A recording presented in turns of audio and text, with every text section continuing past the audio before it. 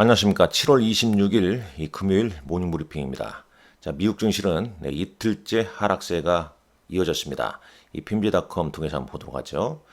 자, 다우지수 0.2% 상승 마감했습니다. 반면에 나스닥 지수는 일단 장중 상승을 했습니다만 오장 들어오면서 상승폭이 좀 제한적이었죠. 그러니까 이 그림을 보게 되면 추가 하락 시 저가 매수에도 유입됐습니다만은 반면에 이제 장중 상승폭이 또 어느 정도 이어지게 되면 차익 매물이 나오는 거죠. 왜냐? 완전히 지금 단기 저점이 확인됐다. 이런 확신이 없기 때문에 이런 모습이라 볼 수 있겠죠. 자, S&P 500 지수 대략 한 300여 개 기업이 상승했습니다만 대형 기술주, 시총 상위 종목군들의 약세로 0.51% 하락 마감했습니다. 자, 이 시장의 하락 요인은 두 가지로 보시면 됩니다. 첫 번째는 미국의 대형 기술주, 특히 AI 기반의 대형 기술주의 차익 실현이죠. 그러면 왜 차익 실현이 나오냐? AI 투자가 알고 보니 수익성이 아닌 계속 비용만 늘리더라. 그런 인식이 확산이 된 거죠. 구글 알파벳, 테슬라 실적에서 그런 부분 영향을 줬고, 오늘 테슬라는 상승했습니다만 구글 알파벳의 주가는 오늘도 대략 한 3% 가까이 하락을 했죠. 자본 지출이 계속되면서 수익성이 좀 지연되는 거 아니냐, 이런 우려감이 작용됐다. 그리고 이제 엔화의 강세죠. 엔화의 강세, 엔화 강세로 인해서 일본의 수출주, 일본 니케이 지수 급락, 그 다음에 비트코인, 금 등의 안전 이런 자산까지도 동반 약세를 불러일으키는 점, 이런 점이 지금 이제 글로벌 증시에 상당히 좀 영향을 좀 미치고 있다라고 보시면 되겠습니다. 그러면 이제 거꾸로 뒤집어 보면 그런 흐름의 어떤 역전 흐름이 나오게 되면 시장은 또 반등 국면으로 이어진다는 거죠. 자, 기술적으로 한번 보겠습니다. 지금 나스닥 지수입니다. 자, 이번 이제 지난 7월 11일 고점 대비해서 대략 지수는 한 7.9, 한 대략 한 8% 가까이 좀 하락을 했습니다. 자, 예전에 한번 조정을 좀 받은 구간을 보는 겁니다. 최근 이제 4월 달에 조정을 받았을 때도 고점 대비해서 자, 조금 가볼게요.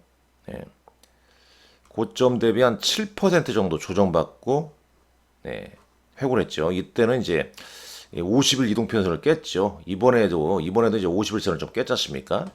50일선을 좀 깼고요.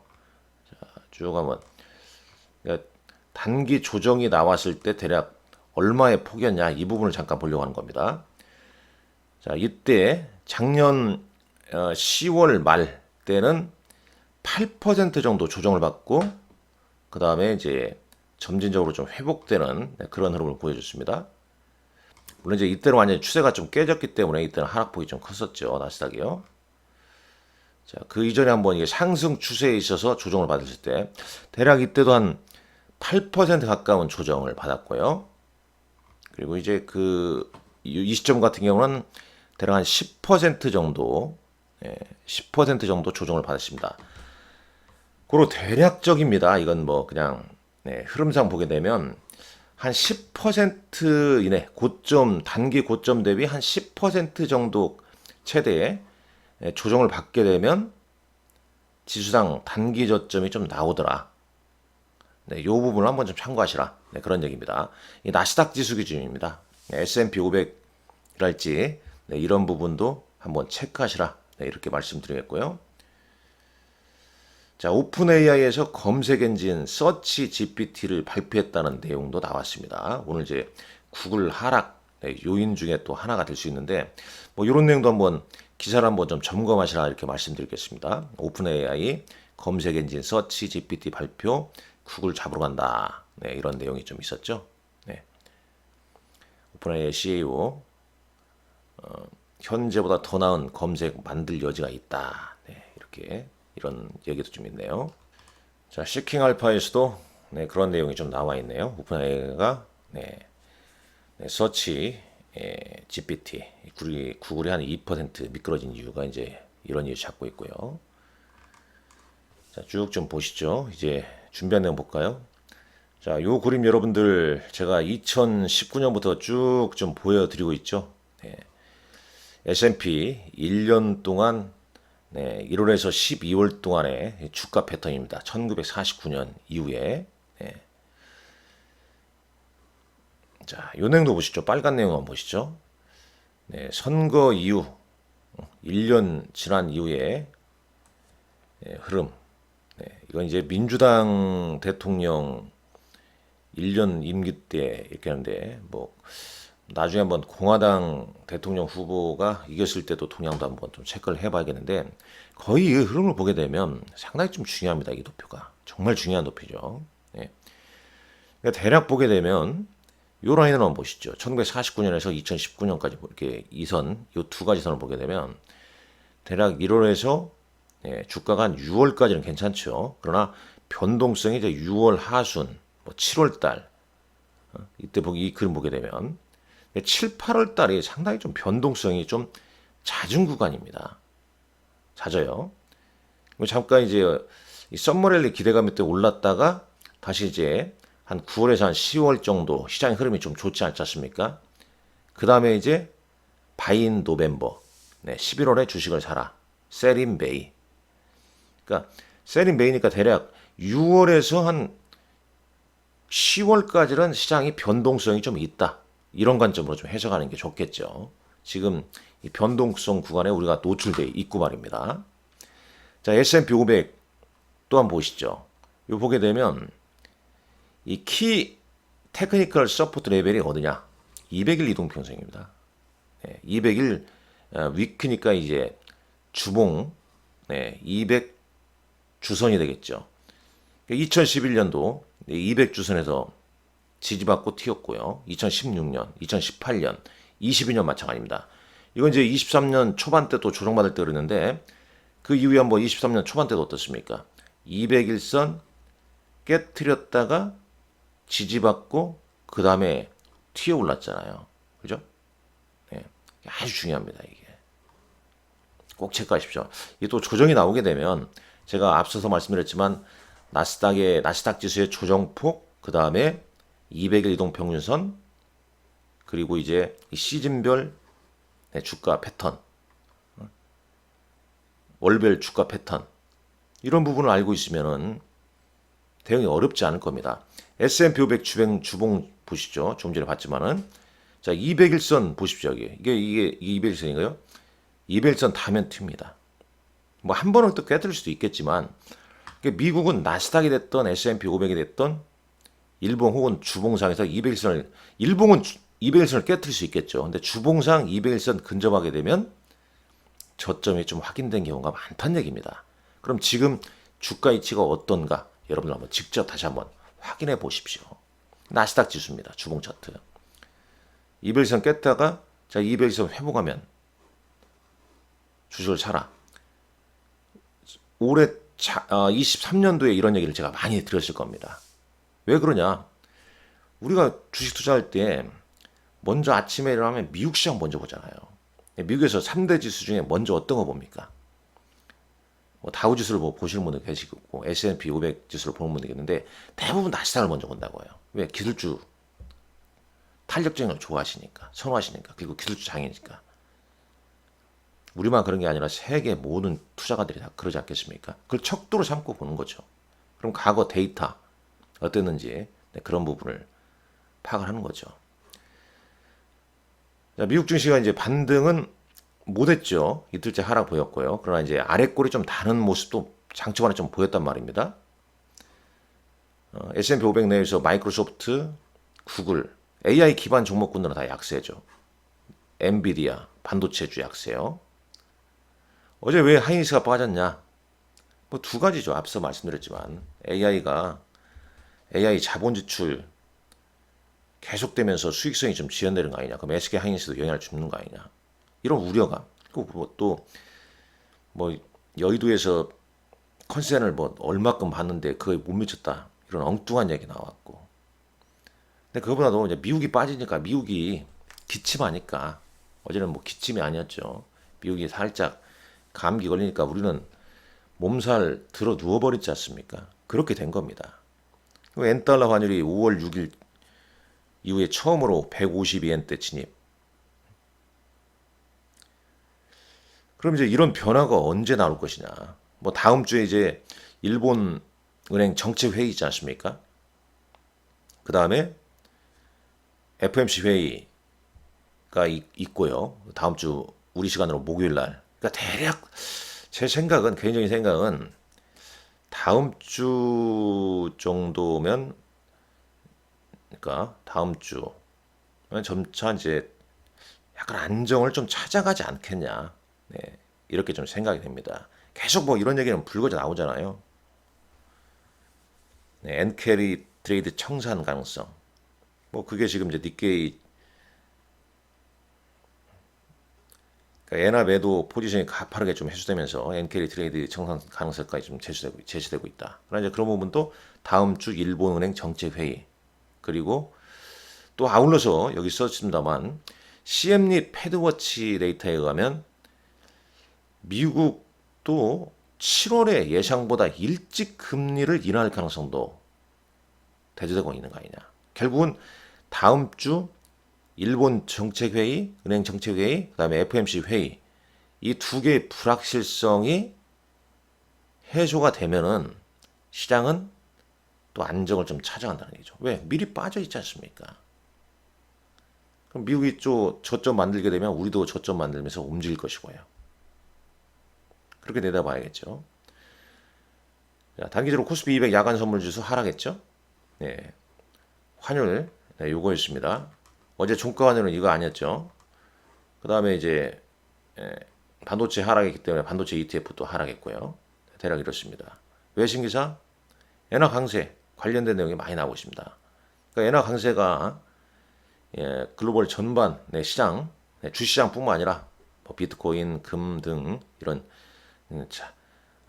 이 자산 시장에 광범위한 어떤 영향을 좀 미치고 있다는 얘기입니다. 자, 엔화 강세는 이제 월가를 주도했던 인공지능 열풍에 대한 열기가 식어가면서 글로벌 자산에 대한 변동성 요인으로 광범위한 어떤 변동성을 불러일으키고 있는 거죠. 미국의 9월 금리 인하 기대감도 역시 변동성 요인이고 다음 주 이제 일본 정책 회의에 좀 주목하고 있고 일본 정책 회의에서 일본은행의 금리 인하 가능성이 이번 주에 한 44, 주초에 한 44%인데 한 70%까지 늘어났다. 지금 니케이 225입니다. 엔화가 이제 강세를 보이면서 일본 니케이 지수도 크게 하락했죠. 자, 요거 이제 블룸버그에서 자세하게 나왔는데 자 보세요. 엔화 엔화가 이렇게 빠지면서 니케이 225 빠지죠. 그 다음에 금값도 빠지죠. MSCI 아시아 퍼시픽 인덱스도 빠지죠. 전반적으로 영향을 좀 줬다는 얘기입니다. 이건 어제도 말씀드렸지만은 이 주시장이 벽에 조정을 받는 이유가 벽에 부딪힌 이유가 뭐냐? 월가에서 이 기술주의 AI에 대한 거대한 투자가 큰 투자가 언제 수익성을 불러일으킬지에 대한 의문이 생기면서 시작되면서 주식시장이 이제 조정을 받기 시작했다라는 내용. 자, 투자회사 배우들은 애플, 이건 또 중요하다고 봐요. 애플 같은 경우는 지금 애플은 지금 주가도 좀 흐름 좋지 않습니까? 근데 또 9월인가 10월인가 또 AI 애플의 인텔리전스 AI 기능을 덧붙인 애플 인텔리전스가 아이폰을 판매 증가할 것이다. 그러면서 계속 목표가 높아지고 있습니다. 이번 조정 때 또 관심 있게 또 공부해야 될 종목은 애플이라 이렇게 좀 보여주고요. 아까 오픈 AI 얘기는 했고요. 자, 국내 증시 오늘 뭐 간단하게 보겠습니다. 왜 빠졌냐 앞서도 말씀드렸지만 미국이 훅 빠져버리니까 우리도 그냥 훅 빠진 거죠. 네. 그럼 반등 언제 나오냐? 미국이 저점 확인되면 우리도 반등 나온다. 이렇게 보시면 됩니다. 외국인 현선물. 그러니까 앞서 말씀드렸지만 다음 주 일본 정책의 FOMC 회의. 이런 불확실성 네, 에서 이제 미국 증시가 안정을 찾아가면 네, 국내 증시도 상승 나온다는 거죠. 그러니까 외국인들 팔지 않습니까? 현선물 매도. 개인 다 받아치고 있고요. 자, 코스피 지수입니다. 자, 코스피 지수는 얼마나 빠졌나 볼까요?